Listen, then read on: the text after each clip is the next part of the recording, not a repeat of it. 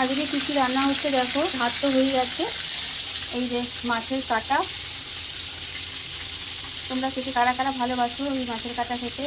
তরকারি আমাদের তো আগে প্রায় হতো এই তরকারি। আর এই যে ছেলের জন্য চিংড়ি মাছ ভাজছি। ছেলে যেহেতু কচুরুটি খায় না, যে কচুরুটিটা করবো, এই যে চিংড়ি মাছ ভাজছি ছেলের জন্য।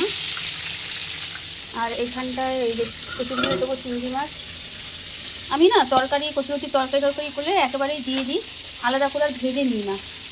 চিংড়ি মাছ রাবার হয়ে যায়। যেহেতু ছেলে কচুরুটি খায় না বলে এই জন্য চিংড়ি মাছ দিই। কচুরুটিটা সেদ্ধ করা আছে। এখন এই রান্নাবান্না মানে চলছে। আজকে প্রচণ্ড দেরি হয়ে গেল রান্না করতে। এই চলছে, এইগুলো তাড়াতাড়ি করে রান্না শুনতে।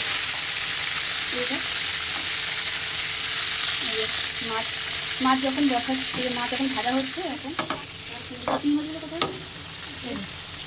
চিংড়ি মাছগুলো দিয়ে দেবো কচুরুটিতে। আমি এইভাবেই দিই,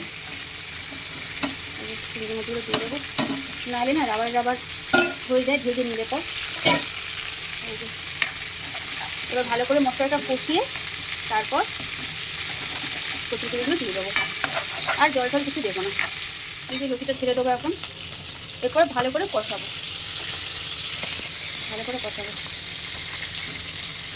এরকমভাবে অনেকক্ষণ ধরে কষাবো, কষিয়ে তারপরে নামিয়ে দেবো।